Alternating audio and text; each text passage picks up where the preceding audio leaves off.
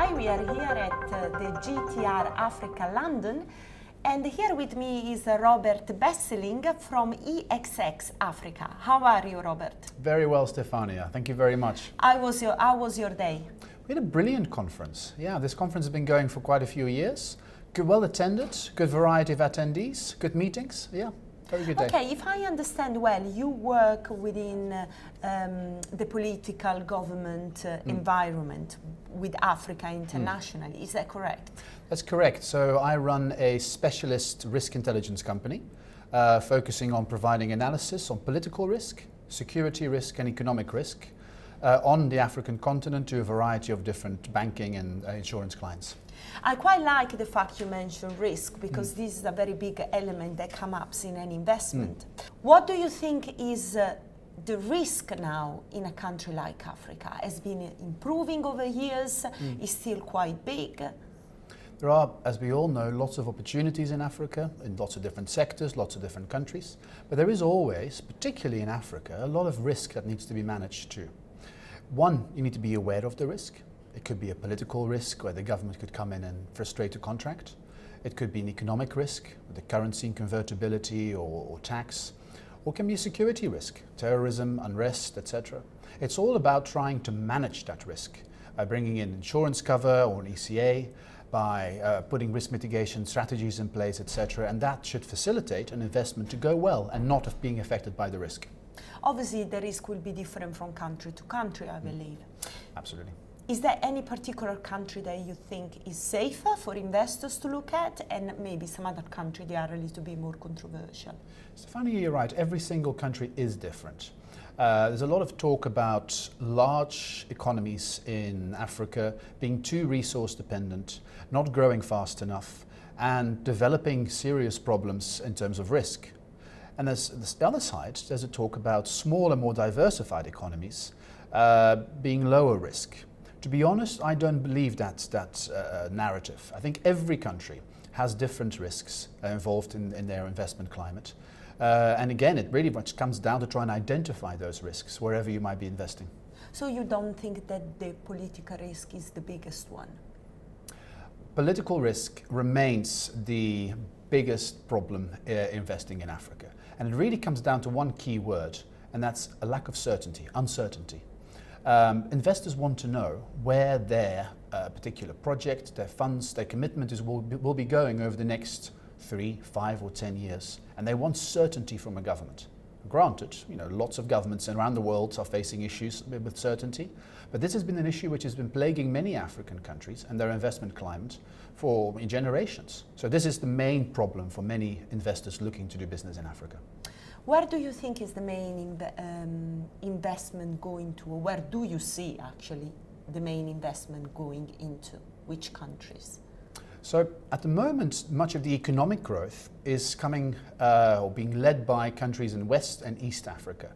But interestingly, the foreign direct investment flows are not going to those countries. They're going to big, less diversified countries like South Africa, the Democratic Republic of Congo, countries like Egypt, Morocco, etc. So the two, in terms of economic growth and foreign direct investment, don't always match up. Let's talk a little bit about the sector. Where investors are concentrating more now?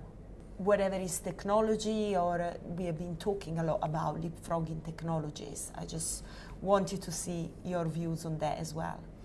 There's a lot of talk about the fourth industrial revolution, that Africa might be able to leapfrog, etc. Africa has a lot of issues which it needs to resolve first. One is infrastructure. There's a huge gap that needs to be filled, a $120 billion infrastructure funding gap.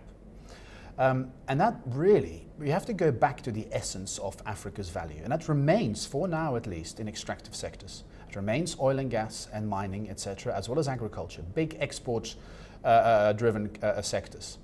And then that should eventually boost the infrastructure development in a country. And probably then we can start talking about leapfrogging the fourth industrial revolution, telecoms, etc. That we have to match reality to the dream. But I mean, what has been happening over the last few years is smartphone, social media, they open up new opportunities to a population that before was not even able to transfer money. Now they can use different payment services where they don't even need a bank account.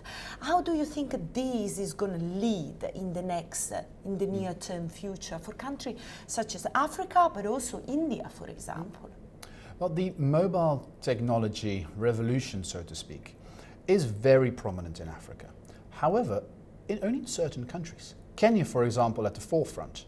Mobile banking, apps being very popular and hoping to duplicate or replicate that model to other countries like Ethiopia.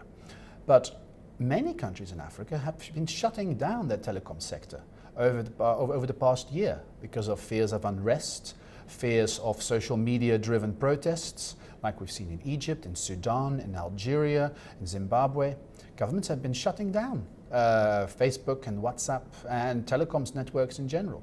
So the political reality is not always matched with the total investment opportunity. Shutting down a mobile telecoms network costs millions of dollars a day to a country's economy. What do you think is the responsibility of big nations such as US or even the UK towards countries that actually need to develop, to contribute to the global economy? There's less of a focus these days on the responsibility because Africa needs. It's more of a partnership for trade, for investment, rather than just giving away aid. That's a model which we've seen in the 50s, in the 60s, in the 70s, and has not been successful.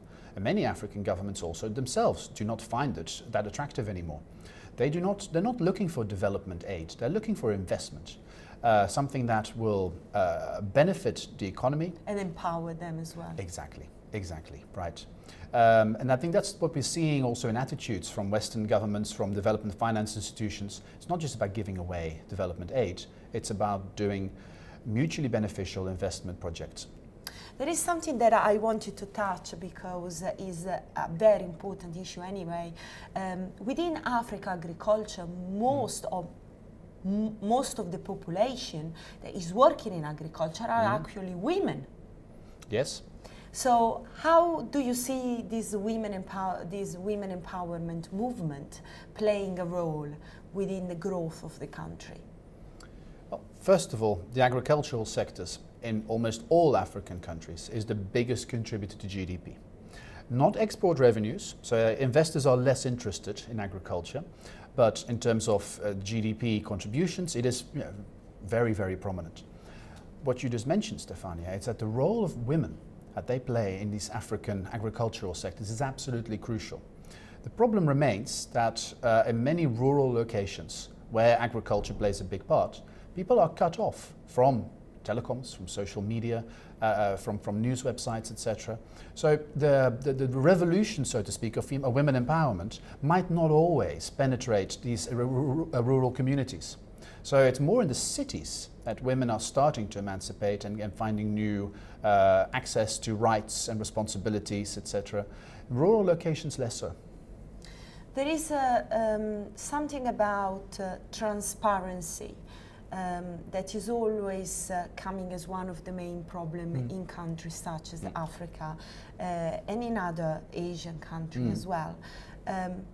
What do you think is the local government role in trying to be more transparent, more upfront, give more information in order to obtain also better partnership with a third party? When you look at the risk climate throughout Africa, investors are always concerned about a lack of transparency, corruption, bribery, etc. It remains a key concern. Now, almost all African governments have been pledging and sometimes implementing anti-corruption legislation, high-profile drives to crack down on corruption and boost transparency in contracts and foreign investments, etc. Very often it's politically motivated. It only targets ex-government ministers, not current government ministers. It may target people who are potentially posing a rivalry to the elite that's currently in power. So it's not always implemented in the same way that it's promised. And that will remain so for the foreseeable future. and will remain a concern for investors. There are lots of multilateral drives to boost transparency, but to actually implement that on the micro level is far more difficult. Where do you see Africa in 5 years? It's all about economic diversification. Earlier I was talking about the extractive sectors being so important to Africa. 5 years, potentially a bit ambitious for this, but Africa right now needs economic diversification. Boosting agriculture, boosting telecoms, boosting local banking, etc. That will be crucial, rather than just trying to develop a resource-dependent economy. Okay, thank you very much, Robert. It was a pleasure. Thanks. This is everything from GTR Africa.